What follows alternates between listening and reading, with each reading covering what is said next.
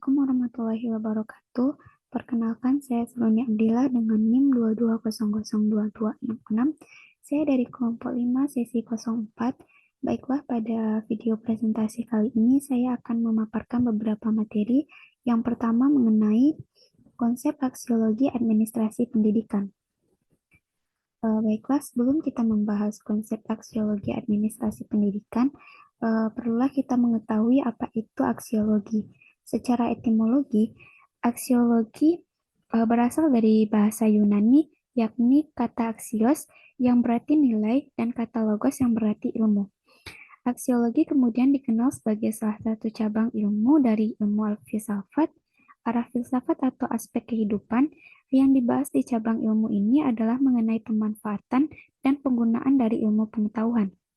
Selanjutnya yaitu secara umum, aksiologi bisa diartikan sebagai cabang ilmu filsafat yang mempelajari tentang ilmu pengetahuan dan bagaimana manusia menggunakan ilmu tersebut, sehingga dapat mendalami dulu dasar-dasar dari ilmu pengetahuan. Selanjutnya yaitu konsep aksiologi menurut para ahli. Yang pertama yaitu menurut Sumantri. Melalui salah satu bukunya menjelaskan tentang definisi dari aksiologi. Menurutnya, aksiologi adalah teori nilai yang berkaitan dengan kegunaan dan pengetahuan yang diperoleh. Sehingga di sini berpendapat bahwa aksiologi sejatinya adalah sebuah teori nilai, yakni sebuah ilmu yang membahas mengenai nilai. Nilai-nilai yang dibahas kemudian berkaitan dengan pengetahuan yang didapatkan dan digunakan oleh manusia. Yang selanjutnya yaitu menurut Katsoff, dijelaskan bahwa aksiologi adalah ilmu pengetahuan yang menyelidiki hakikat nilai yang umumnya ditinjau dari sudut pandang kefilsafatan, sehingga membahas mengenai definisi nilai-nilai dalam kehidupan menggunakan dasar ilmu filsafat. Dasar ini kemudian membantu memahami nilai secara mendalam dan dikaitkan dengan unsur yang lebih murni dan mendasar.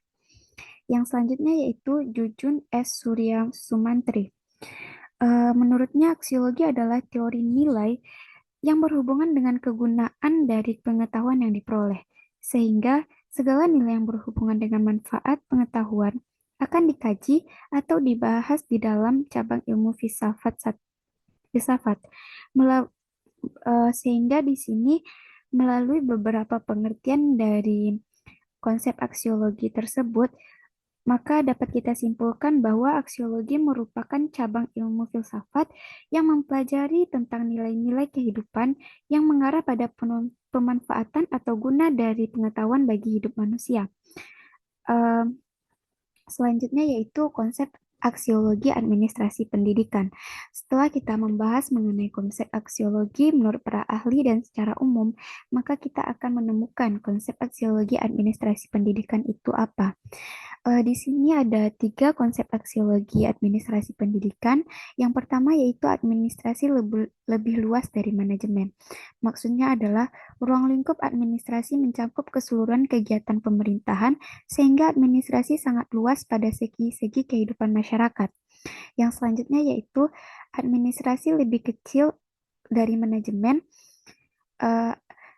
yaitu pengertian tersebut dapat diketahui melalui pengertian diutarakan seorang ilmuwan Belanda yang mengatakan bahwa administrasi merupakan kegiatan surat menyurat, ketik mengetik dan pengarsipan. Yang selanjutnya administrasi sama dengan manajemen, artinya dalam hal ini dimaksudkan bahwa antara administrasi dan manajemen tidak ada perbedaan yang sangat mencolok, sebab antara kegiatan dan proses pekerjaan yang dilakukan antara keduanya itu hampir sama, hanya ruang pekerjaan yang membedakannya. Selanjutnya, setelah kita membahas mengenai konsep aksiologi dan konsep aksiologi administrasi pendidikan, maka kita akan lanjut kepada materi yaitu aliran filsafat aksiologi ilmu administrasi pendidikan. Yang pertama yaitu aliran aksiologi idealisme.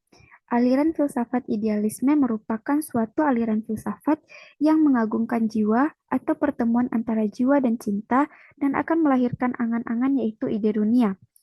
Pokok pikiran idealisme ini antaranya yang pertama meyakinkan adanya Tuhan sehingga ide tertinggi dari kejadian alam semesta ini. Yang kedua, dunia sebagai totalitas, satu kesatuan logis yang bersifat spiritual, kenyataan sejati ialah bersifat spiritual. Idealisme berpendapat bahwa manusia menganggap roh atau sukma lebih berharga dan tinggi daripada materi bagi kehidupan manusia. Idealisme menganggap pengetahuan adalah suatu yang muncul dan terlahir dari kejadian di dalam jiwa manusia. Tujuan pendidikan untuk menciptakan manusia yang berkepribadian, mulia, dan taraf kehidupan rohani yang lebih tinggi dan ideal, serta memiliki rasa tanggung jawab kepada masyarakat. Yang kedua yaitu aksiologi realisme. Dalam arti filsafat yang sempit, realisme berarti anggapan bahwa objek indera kita adalah real, benda-benda adanya tidak terlepas dari kenyataan bahwa benda itu diketahui atau kita persepsikan atau ada hubungannya dengan pikiran kita. Macam-macam jenis realisme. Pertama, kecenderungan pada materialisme dalam bentuknya modern. Kedua, kecenderungan terhadap idealisme. Yang ketiga, terdapat kelompok realis yang menganggap bahwa realitas itu pluralistik dan terdiri dari atas macam-macam jenis jiwa dan materi yang merupakan dua dari jenis lainnya. Yang selanjutnya yaitu aksiologi praktisme. Istilah praktisme berasal dari bahasa Yunani yaitu pragma, artinya perbuatan atau tindakan, dan isme artinya isme atau aliran, ajaran dan paham. Praktisme yaitu ajaran yang menekankan bahwa pemikiran itu menuruti tindakan, kriteria kebenarannya adalah faedah atau manfaat. Dengan kata lain, teori ini benar apabila dapat diaplikasikan dan membawa hasil atau manfaat. Yang keempat yaitu aliran proksivisme. Dalam pandangan proksivisme di bidang aksiologi, ialah nilai timbul karena manusia mempunyai bahasa, dengan demikian menjadi kemungkinan adanya saling hubung, jadi masyarakat menjadi wadah timbulnya nilai-nilai tersebut. Baiklah, yang selanjutnya yaitu aliran esensialisme, yaitu aksiologi merupakan cabang filsafat yang mengkaji nilai kebenaran, keindahan, keberanian, dan religius yang berasal dari nilai leluhur hidup manusia.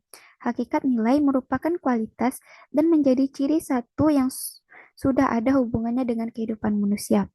Harki nilai dikelompokkan menjadi 4. Yang pertama yaitu nilai kenikmatan. Yang kedua, nilai yang menyebabkan seseorang menjadi senang dan menekankan secara jasmani. Dan yang ketiga yaitu nilai kehidupan. Dan yang keempat, nilai yang sangat penting untuk pribadi dalam kehidupan di masyarakat. Nilai spiritual, nilai kejiwaan yang tidak tergantung pada keadaan jasmani yang meliputi kebenaran, keindahan, dan kebaikan. Baiklah, selanjutnya yaitu aksiologi perennialisme. Perennialisme merupakan aliran filsafat yang berpegang pada nilai dan norma yang bersifat abadi, sehingga perennialisme dianggap sebagai aliran yang menginginkan untuk kembali pada budaya pada masa lampau. Maksudnya, mempelajari kembali nilai-nilai yang ada pada masa lampau untuk menghadapi permasalahan kehidupan manusia masa sekarang atau masa depan. Ini menurut Syam tahun 198, halaman 209 sampai 297. Perennialisme di sini menekankan pada pendidikan. Perennialisme sendiri memiliki 4 karakteristik di antaranya. Pertama, selalu mengambil jalan refleksif, maksudnya kembali kepada nilai prinsip dasar yang melekat pada pendidikan masa Yunani kuno dan abad pertengahan. Kedua, perennialisme menganggap bahwasanya realita itu memiliki tujuan. Yang ketiga, perennialisme menganggap bahwa belajar itu merupakan latihan dan disiplin mental. Dan yang keempat yaitu menganggap kenyataan yang paling itu berada di balik alam, penuh kedamaian dan transdental. Selanjutnya, aliran yang terakhir yaitu aksiologi rekonstruksionalisme.